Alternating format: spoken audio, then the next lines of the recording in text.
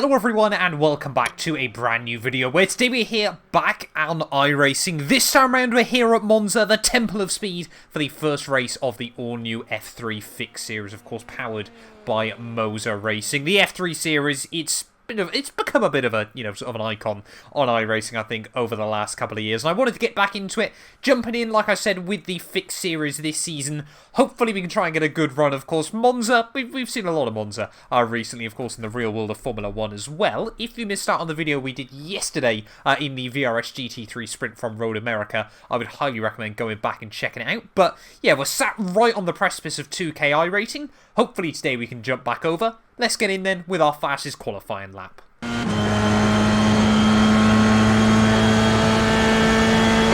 in pole, and last lap was at 1:44.9.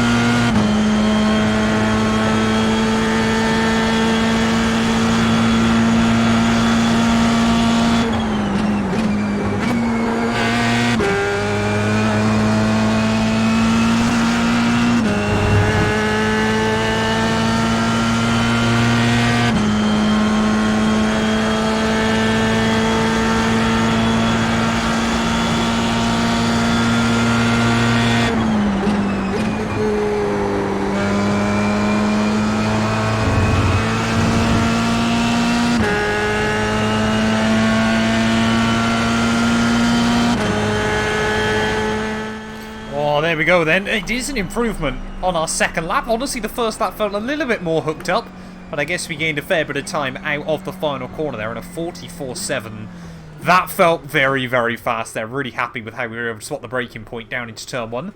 Provisionally fastest by half a second, but I'm sure we'll see a few more times improve. But I'll take that time to kick us off. Right, well, Matt was able to take us by just over 1/10 at the end of qualifying, but it is just going to be about slipstream here. 14 laps around Monza. It's effectively a 25%, slightly over a 25% F1 race, but going to take us about 24-25 minutes tonight. I'm really, really looking forward to this. I'm just hoping, praying that we don't get Monza turn 1 and just see a car flying over into the back of us, and that we try and get a good start. If I remember correctly with the F3 cars as well, I'm pretty certain you can just absolutely redline them and they'll still get away well. And then, of course, it's just a case trying to change up into first gear at the right time. I'm sure I'm going to say that now. We're going to end up in the wall over there. But let's do it then. Italian GP time. Heads up, we're going green. Green, green, green. Lights out and away we go. And not getting the best start then as we head time towards someone. Just going to try and cover the inside from the pink car behind me and hope that we can all make it through nice and tidy. Whoa, bit of lock in there. Clear left. So we just accidentally square off the guy behind there. Apologies to Andreas, didn't mean to squeeze him out like that down at turn 1, but immediately Matt then is going to try and go on the offensive and break immediately out of the slipstream range. Of course, it's about 1 second around this circuit is the slipstream zone, and you can just see how powerful it is as Andreas coming back at me up in towards the next chicane. Really don't want to battle him all too much early on there. Yeah, didn't want to do that either at the start of this race. We'll just try and stay out of the way. And now we're going to have to be trying to fight our way back through. There's a pink car. There's just cars everywhere. How many cars are in this?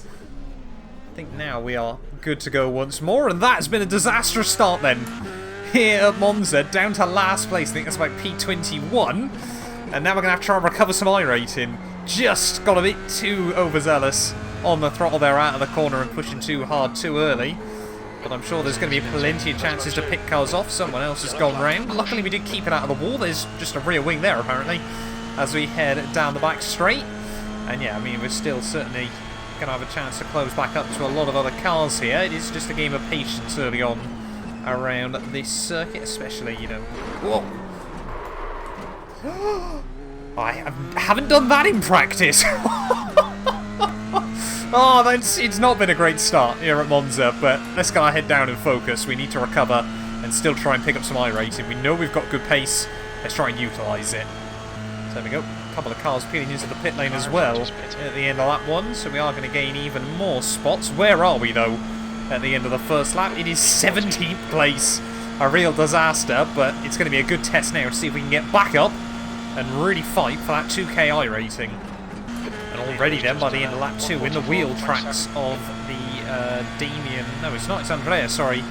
Just in front of me. Let's see if we can try and get a run back down towards turn 1. Like I said, we know how powerful the slipstream is. As we have just got to be a bit careful around these slower cars. Of course, might be a lot braver on the brakes. Well, Andrea, for all we know, will peel to the inside, though. So it's going to be a drag race back down towards turn 1. Back up, though, into P14, though, so we are just still picking up places there as 2 more cars have retired. Clear left. Just see, yeah, much comfortable on the brakes. Even broke a little bit early there, just in case there was no grip on the inside.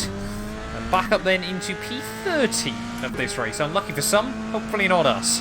Top 10 definitely still on the table today. We can recover what would be real championship points, I suppose. I think the thing I have noticed with this F3 car is just how much it scrapes along the floor. Of course, fixed setup series can't do anything about it. So we just got a little bit out of shape through a Ascari once more. But yeah, now right on the wheel tracks of Damien. Again, we'll try and do exactly what we did to Andrea last time. And in fact, we might actually get the run down into a Ascari this time to the inside. We'll have a look. Let's make sure we give him room there on the outside. But we will now move up into P12 then of this race. He might be able to get a run back on me though.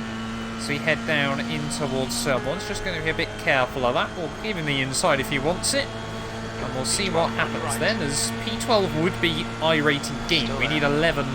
sorry, we need P11 if we want to gain any iRating though, but it is going to be a battle on the brakes. Right side's clear. And still just a lot more confident there from the cars around me. I feel like we are really drifting the car through turn 1. I watched the real life Formula 3 last weekend at Monza, and it felt like some of them were really sliding it through that first corner. You kind of just got to flick it round so you can then rotate the back end again through turn 2. But Cameron now 3 seconds up the road. We're going to have to start hitting some times. Oh, we've got slow cars ahead. Someone else has had issues. Again, we might just try and be a little bit too brave on the brakes there, but that is Aparicio who has gone round. So we've got even more chances for opportunities. Hopefully, yeah, we can, like I said, climb back inside the top 10. I'm sort of eyeing up, I think, Cameron. Sorry, no, is it Nathan now? Yeah, must be Nathan then.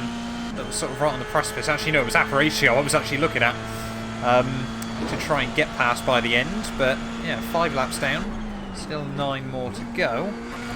And now we've got another car that hopefully we're going to be in the wheel tracks of sooner rather than later, as of course so little downforce. You really are just hanging the car on through the corners and then just flying down the straights. Yellow flag, incident in. That's more yellows. Someone else has had issues. Too sure, I'm guessing it's the blue flag. Sorry, the blue flag? The lapped car. Even he hasn't quite got blue flags just yet, but fingers crossed Alejandro does move out the way for us 3 quite soon here, as we were hanging on to Aparicio little bit. I'm butchering his name probably, I'm so sorry. But yeah, just got to keep trying to hit our marks, of course. Feel like that incident, lap 1, has really knocked my confidence slightly. You know, I really did feel I could just throw the car around at the end of qualifying, but yeah, very quickly learnt, of course, with a full tank of fuel, everything like that.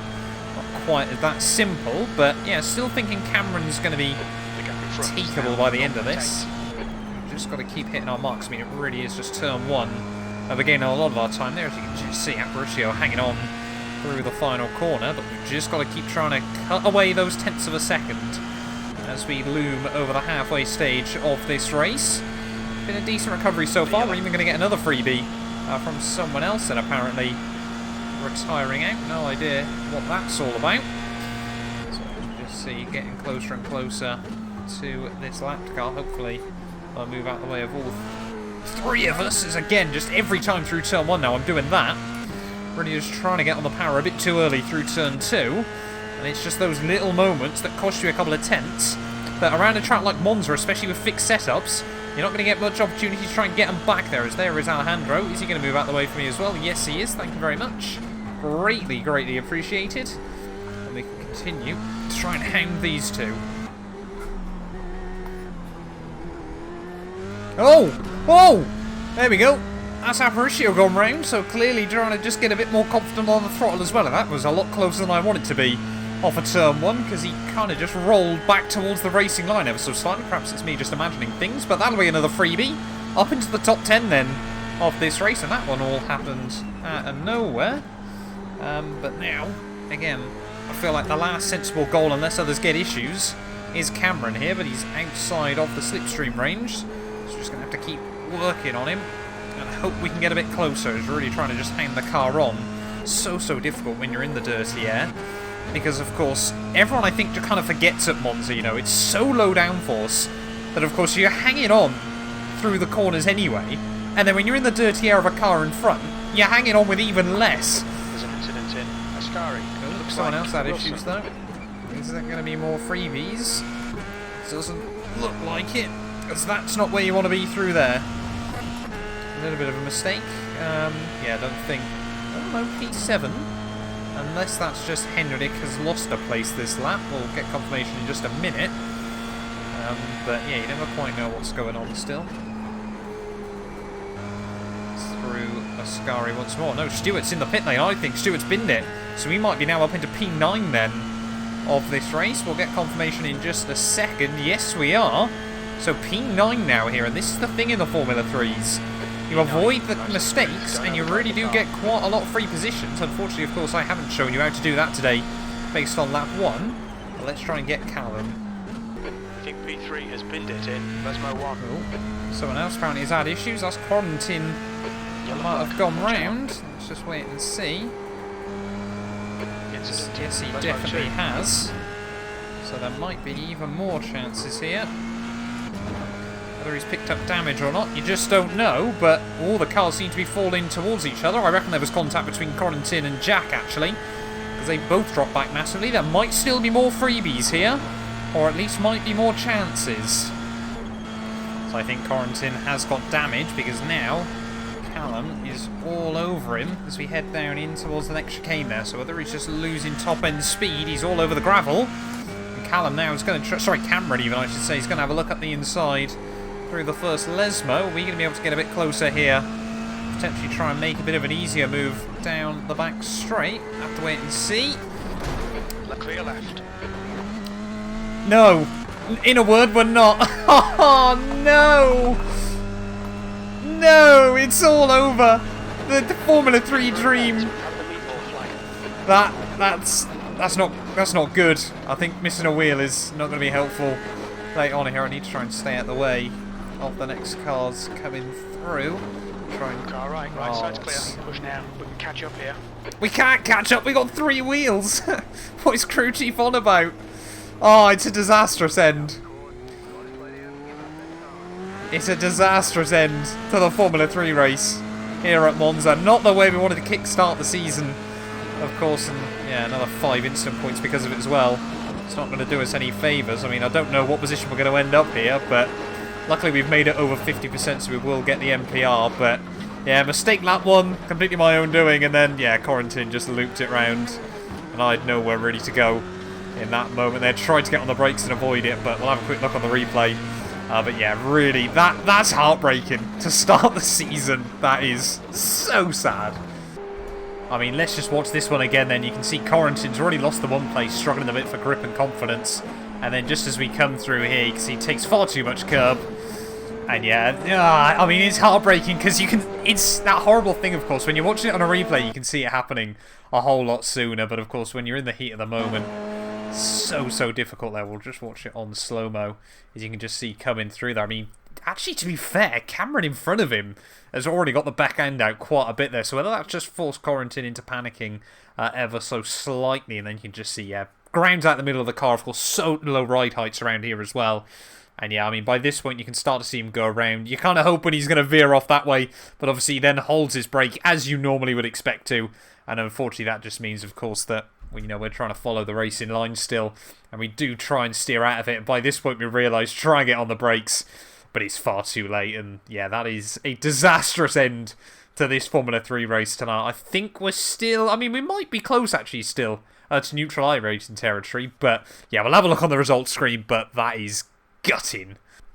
Well, there we go then, having a look at the final results here from Monza. It was Matt there, just dominated it. I watched his last couple of laps and he was just ferociously quick throughout the entire event there. GG's to Marcelo, kept it clean and tidy, 4th to 2nd, and then yeah, Henrik as well, 7th to 3rd. They're good podium places for him, ahead of Nathan and Randy, who started much further down the order. Cameron started at the back and still was able to recover to P6 there, and I think that is just the importance of keeping it clean and tidy around this circuit. But yeah, despite not finishing 4 laps down, we still gained 3 I rating from that by just, I mean, we went the 1 extra over Corentin, which made the difference at the end of the day there, and it kept us ahead of Alejandro, so we do push closer and closer towards 2k I rating there, minus 0.16 SR.